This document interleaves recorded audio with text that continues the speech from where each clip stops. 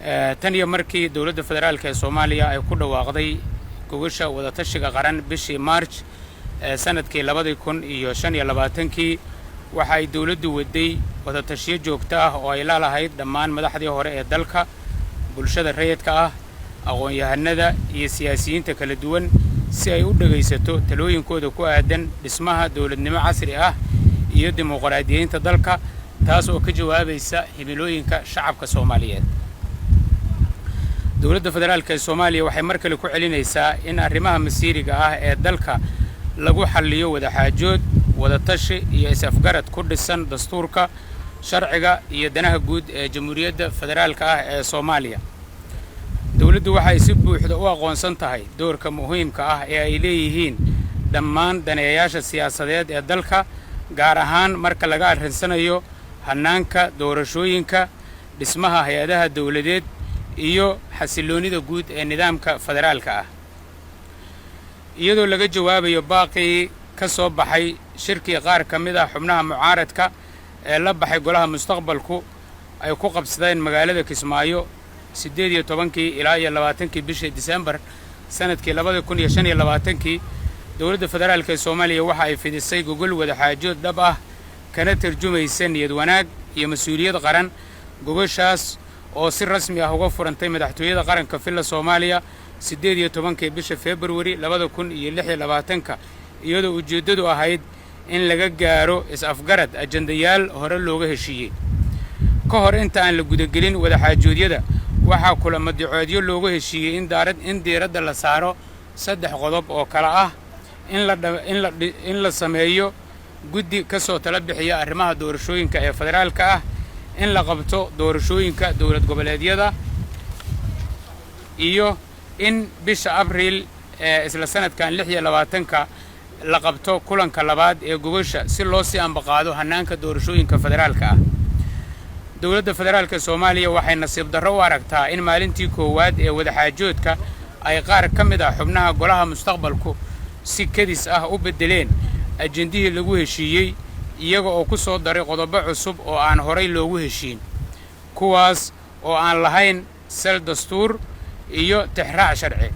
qodobadaas waxaa ka mid ah in golaha mustaqbalku ay talo toos ah ku yeeshaan hannaanka doorashooyinka ee dawlad goboleedyada kale taas oo ah arrin si cad uga hor imaanaysa mabaadi'da ku xusan dastuurka dalka.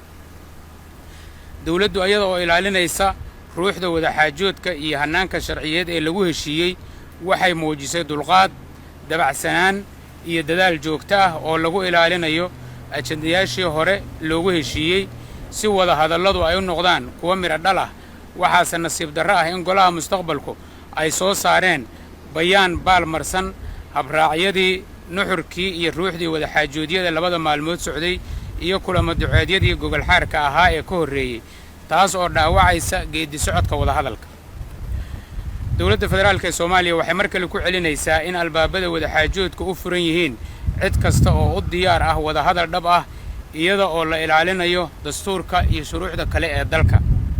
ugu dambayn dawladda federaalka ee Soomaaliya waxay adkaynaysaa in ay ka go'an tahay hirgelinta hannaan doorasho oo waafaqsan dastuurka dalka kana tarjumaya rabitaanka shacabka Soomaaliyeed iyadoo la ilaalinayo midnimada qaranka. dawladdu waxa ay sii wadi doontaa dadaalada ay ugu jirto dhismaha mustaqbal qaran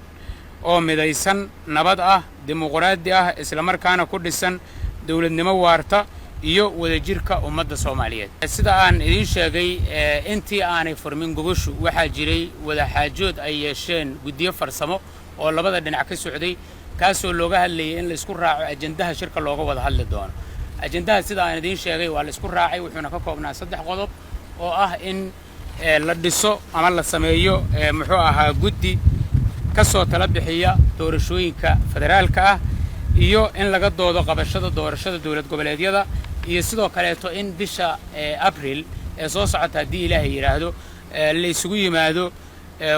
kulan labaad oo isla gogosha ah si looga wada hadlo arrimaha doorashooyinka federaalka. hase ahaatee waxaa nasiib darro in markii wada hadlo ay furmeenba in xubno ka mid ah madashu ama golaha muxuu ahaa mustaqbalku ay la yimaadeen ajandayaal kale oo sida aan idin sheegay aan ku jirin wixii lagu ballamay in shirka looga wada hadlo taasoo ahayd wax aanay xaq u lahayn in laga hadlo dabcan waa arrinta aan xusnay oo ku saabsan in dawlad goboleedyo kale doorashooyinkooda oo aanay xaq u lahayn ayagu ay farageliyaan oo ay markaa miiska soo saareen oo ay ajenda ka dhigteen taasoo khilaafsan shuruucda waddanka u taal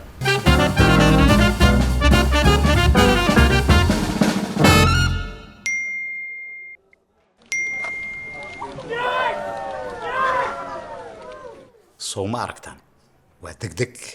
waa ammaano waa fudayd waa hal martaaba u keliya ku bixi mushaaraadka shaqaalaha si fudud oo hufan adigoo adeegsanaya tiknoolajiyada casriga ah dahabay hal taabasho oo keliya